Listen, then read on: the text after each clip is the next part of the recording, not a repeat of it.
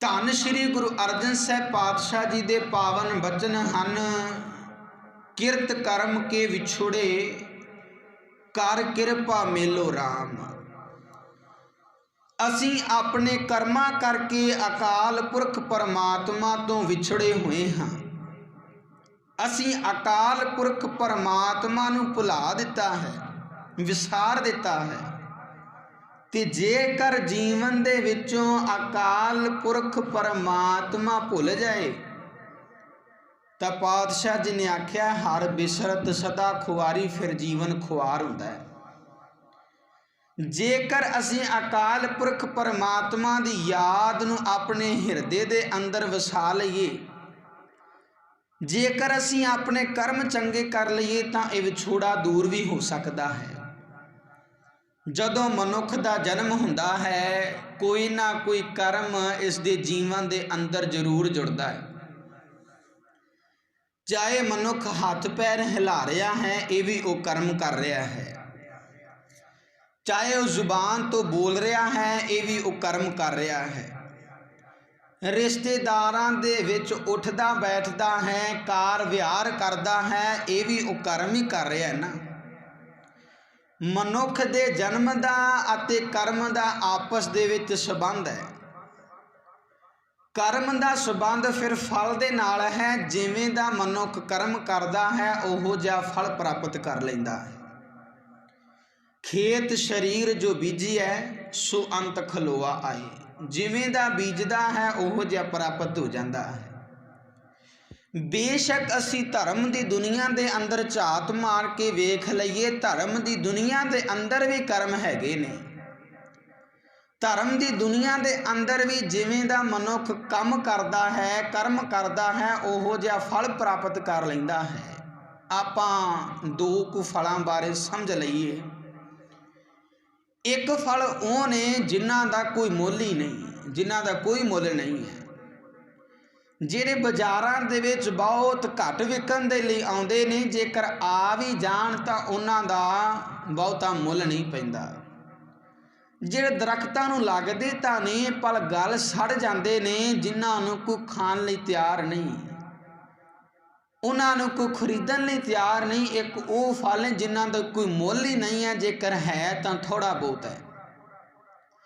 ਇੱਕ ਫਲ ਉਹ ਨੇ ਜਿਨ੍ਹਾਂ ਦਾ ਮੁੱਲ ਹੈ, ਜਿਨ੍ਹਾਂ ਨੂੰ ਲੋਕ ਖਰੀਦਦੇ ਨੇ, ਜਿੰਨੀ ਉਹਨਾਂ ਦੀ ਕੀਮਤ ਮੰਗੀ ਜਾਂਦੀ ਹੈ ਦਿੰਦੇ ਨੇ, ਜਿਨ੍ਹਾਂ ਦਾ ਮੁੱਲ ਪੈਂਦਾ ਹੈ।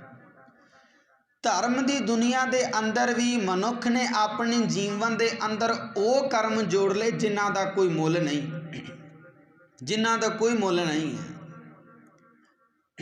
ਆਪਾਂ ਧੰਨ ਸ਼੍ਰੀ ਗੁਰੂ ਨਾਨਕ ਸਾਹਿਬ ਪਾਤਸ਼ਾਹ ਜੀ ਦੇ ਕੋਲੋਂ ਮੋਹਰ ਲਵਾ ਲਈਏ। ਪਾਤਸ਼ਾਹ ਜੀ ਨੇ ਆਖਿਆ ਹੈ ਤੀਰਥ ਤਪ ਦਇਆ ਦਤ ਦਾਨ ਜੇ ਕੋ ਪਾਵੈ ਤਿਲ ਕਾ ਮਾਨ। ਮਨੁੱਖ ਨੇ ਆਪਣੇ ਜੀਵਨ ਦੇ ਅੰਦਰ ਉਹ ਕਰਮ ਕੀਤੇ ਜਿਨ੍ਹਾਂ ਦਾ ਕੋਈ ਮੁੱਲ ਹੀ ਨਹੀਂ। ਅੱਜ ਦੇਖੋ ਆਲੇ ਦੁਆਲੇ ਝਾਤ ਮਾਰ ਕੇ ਜਿੰਨੀ ਖਿੱਚ ਮਨੁੱਖ ਦੇ ਅੰਦਰ ਤੀਰਥ ਯਾਤਰਾ ਦੀ ਹੈ, ਓਨੀ ਖਿੱਚ, ਓਨਾ ਪਿਆਰ ਗੁਰਬਾਣੀ ਪੜ੍ਹਨ ਦੇ ਵਿੱਚ ਨਹੀਂ ਹੈ। ਗੁਰਬਾਣੀ ਪੜ੍ਹਨ ਨੂੰ ਤਿਆਰ ਅੱਜ ਜਿੰਨੀ ਖਿੱਚ ਇਸ ਦੀ ਗਾਣੇ ਸੁਣਨ ਦੇ ਵਿੱਚ ਹੈ, ਓਨੀ ਖਿੱਚ ਇਹਦੇ ਅੰਦਰ ਗੁਰਬਾਣੀ ਸੁਣਨ ਵਾਸਤੇ ਨਹੀਂ ਹੈ। ਆਲੇ ਦੁਆਲੇ ਦਾ ਵਿਗੜਿਆ ਹੋਇਆ ਢਾਂਚਾ ਅਸੀਂ ਵੇਖ ਸਕਦੇ ਹਾਂ। ਧੰਨ ਸ਼੍ਰੀ ਗੁਰੂ ਨਾਨਕ ਸਾਹਿਬ ਪਾਤਸ਼ਾਹ ਜੀ ਨੇ ਆਖਿਆ ਤੀਰਥ ਤਪ ਦਇਆ ਦਤ ਦਾਨ ਜੇ ਕੋ ਪਾਵੈ ਤਿਲ ਕਾ ਮਾਨ। ਤੀਰਥ ਯਾਤਰਾ, ਤਪਾਂ ਦੀ ਸਾਧਨਾ, ਜੀਆਂ ਤੇ ਦਇਆ ਕਰਨੀ, ਦਿੱਤਾ ਹੋਇਆ ਦਾਨ, ਇਹਨਾਂ ਕਰਮਾਂ ਦੇ ਵੱਟੇ ਜੇ ਕਿਸੇ ਮਨੁੱਖ ਨੂੰ ਕੋਈ ਵਡਿਆਈ ਮਿਲ ਵੀ ਜਾਏ ਤਾਂ ਰਤਾ ਮਾਤਰ ਮਿਲਦੀ ਹੈ, ਬਹੁਤੀ ਨਹੀਂ ਜੇ ਮਿਲਦੀ। ਧੰਨ ਸ਼੍ਰੀ ਗੁਰੂ ਨਾਨਕ ਸਾਹਿਬ ਪਾਤਸ਼ਾਹ ਜੀ ਨੇ ਜਪਜੀ ਸਾਹਿਬ ਦੀ ਬਾਣੀ ਵਿੱਚ ਹੀ ਆਖਿਆ ਅਮੁੱਲ ਗੁਣ ਅਮੁੱਲ ਵਪਾਰ। ਅਮੁੱਲ ਵਪਾਰੀਏ ਅਮੁੱਲ ਭੰਡਾਰ, ਅਮੁੱਲ ਆਵੈ ਅਮੁੱਲ ਲੈ ਜਾਹੀਂ, ਅਮੁੱਲ ਭਾਏ ਅਮੁੱਲਾ ਸਮਾਹੀ। ਅਕਾਲ ਪੁਰਖ ਪਰਮਾਤਮਾ ਦੇ ਗੁਣ ਅਮੋਲਕ ਨੇ, ਪਰ ਅਸੀਂ ਗੁਣਾਂ ਦੇ ਨਾਲ ਸਾਂਝ ਨਹੀਂ ਪਾਈ, ਗੁਣਾਂ ਨੂੰ ਆਪਣੇ ਜੀਵਨ ਦੇ ਅੰਦਰ ਨਹੀਂ ਟਿਕਾਇਆ, ਅਸੀਂ ਸਾਂਝ ਉਹਨਾਂ ਚੀਜ਼ਾਂ ਦੇ ਨਾਲ ਪਾਈ ਜਿਨ੍ਹਾਂ ਦਾ ਕੋਈ ਮੁੱਲ ਹੀ ਨਹੀਂ ਹੈ। ਤੀਰਥ ਤਪ ਦਇਆ ਦਤ ਦਾਨ ਜੇ ਕੋ ਪਾਵੈ ਤਿਲ ਕਾ ਮਾਨ। ਜਿਨ੍ਹਾਂ ਨੂੰ ਕੀਤਿਆਂ ਸਾਨੂੰ ਕੋਈ ਲਾਭ ਹੀ ਨਹੀਂ ਹੋਣਾ, ਅਸੀਂ ਉਹ ਕਰਮ ਆਪਣੇ ਜੀਵਨ ਦੇ ਅੰਦਰ ਜੋੜ ਲਏ। ਅੱਜ ਦੇਖੋ ਸਾਡੇ ਜੀਵਨ ਦੇ ਅੰਦਰ ਆਲੇ ਦੁਆਲੇ ਕਰਮ ਕਾਂਡ ਆ ਗਏ, ਸਰੀਰ ਉੱਤੇ ਕੱਪੜੇ ਨਹੀਂ ਪਾਏ ਜਾਂਦੇ, ਧਰਮ ਦਾ ਨਾਂ ਦਿੱਤਾ ਜਾਂਦਾ ਹੈ, ਵਹਿਮ ਭਰਮ ਕੀਤੇ ਜਾਂਦੇ ਨੇ ਧਰਮ ਦੇ ਨਾਂ ਉੱਤੇ ਕਿ ਅਸੀਂ ਧਰਮ ਦਾ ਕੰਮ ਨਿਭਾ ਰਹੇ ਹਾਂ। ਕਿਸੇ ਖਾਸ ਕਿਸਮ ਦੇ ਯੱਗ ਕੀਤੇ ਜਾਂਦੇ ਨੇ ਜਾਂ ਸ਼ਮਸ਼ਾਨ ਭੂਮੀਆਂ ਦੇ ਵਿੱਚ ਜਾ ਕੇ ਆਪਣੀ ਮਰਜ਼ੀ ਅਨੁਸਾਰ ਹੀ ਕਾਰ ਵਿਹਾਰ ਨਿਭਾ ਕੇ ਅਸੀਂ ਕਹਿੰਦੇ ਹਾਂ ਕਿ ਇਸ ਧਰਮ ਦਾ ਕੰਮ ਕਰ ਲੈ। ਸਭ ਕੁਝ ਧਰਮ ਦੇ ਨਾਂ ਉੱਤੇ ਹੋ ਰਿਹਾ ਹੈ। ਪਰ ਧੰਨ ਸ਼੍ਰੀ ਗੁਰੂ ਨਾਨਕ ਸਾਹਿਬ ਪਾਤਸ਼ਾਹ ਜੀ ਨੇ ਆਖਿਆ ਹੈ, ਜੋ ਤੂੰ ਕਰਮ ਕਰ ਰਿਹਾ ਨਾ, ਇਹਨਾਂ ਦਾ ਕੋਈ ਮੁੱਲ ਨਹੀਂ ਹੈ। ਅਕਾਲ ਪੁਰਖ ਪਰਮਾਤਮਾ ਦੇ ਗੁਣ ਅਮੁੱਲਕ ਨੇ, ਗੁਣਾਂ ਦਾ ਮੁੱਲ ਨਹੀਂ ਪੈ ਸਕਦਾ। ਇਹਨਾਂ ਗੁਣਾਂ ਦੇ ਵਪਾਰ ਕਰਨੇ ਵੀ ਅਮੁੱਲਕ ਹਨ। ਅਮੁੱਲ ਵਪਾਰੀਏ ਅਮੁੱਲ ਭੰਡਾਰ, ਇਹ ਅਸੀਂ ਵਪਾਰ ਕਰਨਾ ਸੀ ਕੀਤਾ ਹੀ ਨਹੀਂ।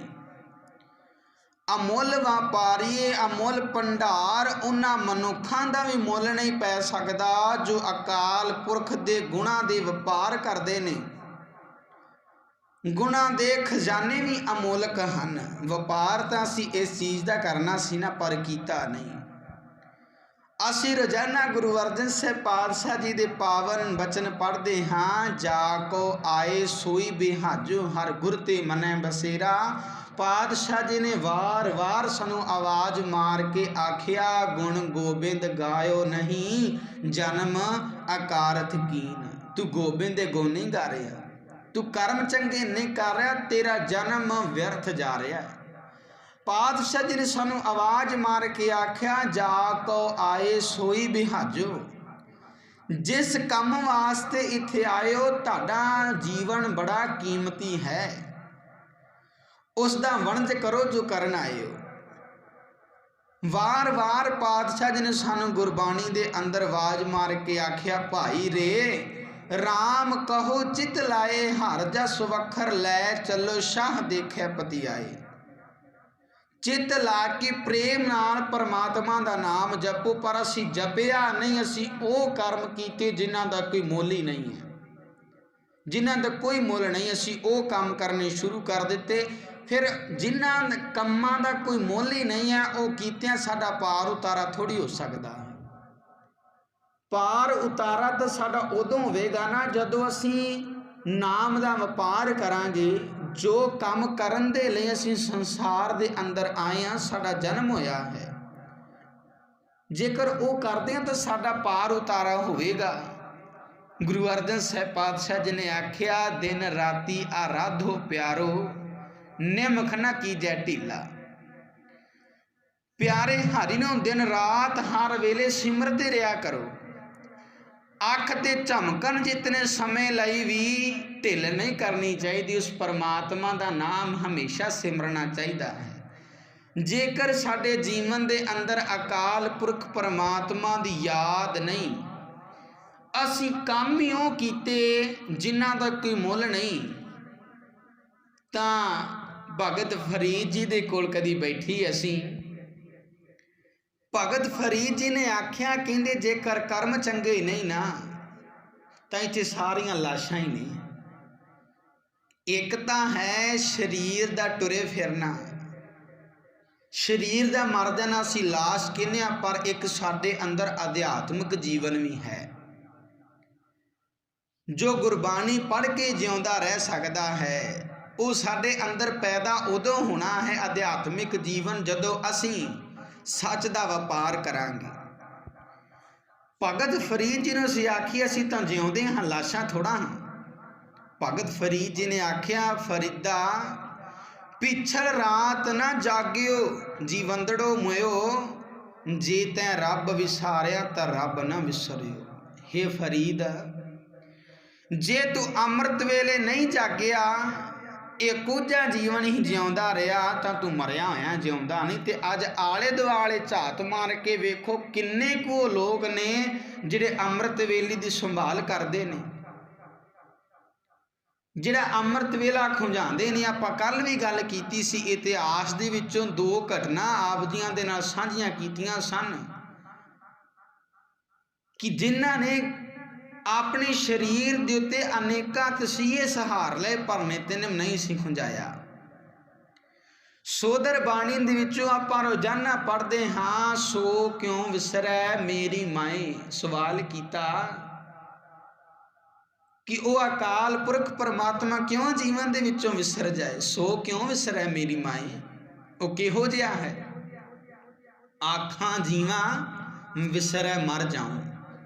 जेकर आखदा हाँ तो जिउंदा हाँ, जेकर विसर जावे तो उसे पल मौत है। भगत फरीद जी ने आखिया, फरीदा पिछल रात ना जागियो जीवंदड़ो मयो। जे तू अमृत वेले जागया नहीं, जेकर तू संभाल नहीं कीती तां जिउंदा ही तू मरिया होया है, तू जिउंदा नहीं। पातशाह जी की बाणी पढ़दे ना, सो जीविया जिस मन वसिया सोए नानक अवर ना जीवै कोए। जे जीवै पत लथी जाए सब हराम जेता किछ खाए। जिवें दे मनुख कर्म करता है ओहो जिहा फल प्राप्त हो जाता है। जेकर साडे कर्म चंगे नहीं तो असीं मरे होए हाँ। कर्म जेकर चंगे कर लवांगे साडा पार उतारा हो जाएगा। जेकर कर्म चंगे नहीं, अपने जीवन के अंदर सी ओ कर्म ही जोड़ी रखे जिन्हां दा कोई मुल नहीं। तो पातशाह जी ने आख्या, तीरथ तप दया दत दान जे को पावै तिल का मान। गुरु अर्जन साहब पातशाह जी के पावन बचन आप पढ़ते हैं धनासरी राग के अंदर, जिसका तन मन धन सब तिसका सोई सुघड़ सुजानी। तिन ही सुनिया दुख सुख मेरा ताओ बिद नीकी खटानी। जी की एक ही पहमानी आवर जतन कर रहे बहु तेरे। तिन तिल नहीं कीमत जानी। परमात्मा के आसरे तो बिना लोग होर बथेरे जतन करके थक जाते ने। उन्हां जतनां दा मुल एक तिल जितना भी नहीं समझिया जाता, उन्हां दा कोई मुल नहीं। असीं अकाल पुरख परमात्मा नूं विसार के जिन्ने भी काम करते हैं, जिन्ने भी असीं कर्म करते हैं, उन्हां दे कोई मुल नहीं। गुरु अर्जन साहब पातशाह जी ने आखी है, गुरु अर्जन साहब पातशाह जी ने मोहर ला दी है कि जिन्ने भी कर्म असीं अकाल पुरख परमात्मा नूं विसार के करते हैं, उन्हां दा कोई मुल नहीं। पर अज असीं उन्हां चीज़ां दे नाल सांझ पा लई जिन्हां दा कोई मुल नहीं। अज इन्ने प्यार दे नाल, इन्नी खिच दे नाल मनुख गुरबाणी नूं नहीं पढ़दा जिन्ना किसी बाबे दे जाके लत्तां घुट रहा। देखो सोशल मीडिया ते कई वीडियो भी वायरल हुईयां, छोटे छोटे छोकरे ने जिहड़े सोफियां ते उत्ते बैठे ने, 80-80 साल दे बजुर्ग उन्हां दे लत्तां घुट रहे ने। जेकर यही खिच, यही प्यार, यही भरोसा सानू गुरबाणी उत्ते आ जांदा तां साडा जीवन सचियारा बन जाना सी। पर जिन्हां चीज़ां दा मुल ही नहीं, असीं उन्हां दे नाल जुड़े हां। जेकर मेरे वर्गे ने सिर ते हथ फेर दिता ना, सानू इंज हो जाना, सब कुछ सानू इत्थों ही प्राप्त हो जाना, गुरबाणी पढ़न की की लोड़ है सानू। असी गुरबाणी दी विचार तो कोहां दूर गए तो कर्म कांड अपने जीवन के अंदर ले आंदे। गुरु अर्जन साहब पातशाह जी ने आख्या, इन्हां दा कोई मुल नहीं। गुरु नानक साहब पातशाह जी ने मोहर ला दी कि इन्हां दा कोई मुल नहीं। जे तू कर रहा तीरथ तप दया दत दान जे को पावै तिल का मान। तीरथां ते इशनान करने की जेकर गल आउंदी है तो गुरु नानक साहब पातशाह जी ने कह ही दिते ना, तीरथ नावा जे तिस भावां। नावा तां जेकर अकाल पुरख परमात्मा नूं भा जावां, नहीं तां की लोड़ है। असीं गुरबाणी रूपी तीरथ दे उत्ते इशनान नहीं कीता, असीं तरजीह दित्ती तीरथां ते इशनान करन नूं, तीरथ ते यात्रा नूं। बस पिकनिक बना के आ जाने, उत्थों भी असी उपदेश घरां नूं लैके नहीं आउंदे। साडे कर्म माड़े ने, कर्म असी अजिहे कीते जिन्हां दे करके असी अकाल पुरख परमात्मा तो विछड़ गए हैं। सो इसे करके कर्म वो करिए जिन्हां करके ये साडा विछोड़े दा दुख दूर हो सके, ਸਾਡੇ ਅਤੇ ਅਕਾਲ ਪੁਰਖ ਦੇ ਵਿੱਚ ਜੋ ਕੂੜ ਦੀ ਕੰਧ ਹੈ ਇਹ ਢਹਿ ਜਾਏ ਤੇ ਸਾਡਾ ਮਿਲਾਪ ਅਕਾਲ ਪੁਰਖ ਪਰਮਾਤਮਾ ਦੇ ਨਾਲ ਹੋ ਜਾਏ। ਚੰਗੇ ਕਰਮ ਕਰਨੇ ਸ਼ੁਰੂ ਕਰੀਏ। ਅਮੁੱਲ ਗੁਣ ਅਮੁੱਲ ਵਪਾਰ ਅਮੁੱਲ ਵਪਾਰੀਏ ਅਮੁੱਲ ਭੰਡਾਰ। ਪਾਤਸ਼ਾਹ ਜੀ ਰੋਜ਼ਾਨਾ ਆਵਾਜ਼ ਮਾਰਦੇ ਨੇ, ਆਵੋ ਸਿੱਖ ਸਤਿਗੁਰ ਕੀ ਪਿਆਰੇ ਹੋ, ਗਾਵੋ ਸੱਚੀ ਬਾਣੀ, ਬਾਣੀ ਤਾਂ ਗਾਵੋ ਗੁਰੂ ਕੇਰੀ ਬਾਣੀਆਂ। ਸਿਰ ਬਾਣੀ ਜਿਨ ਕਉ ਨਦਰ ਕਰਮ ਹੋਵੇ, ਹਿਰਦੈ ਤਿਨਾ ਸਮਾਣੀ। ਪੀਵੋ ਅੰਮ੍ਰਿਤ ਸਦਾ ਰਹੋ ਹਰ ਰੰਗ, ਜਪਿਓ ਸਾਰੰਗ ਪਾਣੀ। ਕਹਿ ਨਾਨਕ ਸਦਾ ਗਾਵੋ ਇਹ ਸੱਚੀ ਬਾਣੀ।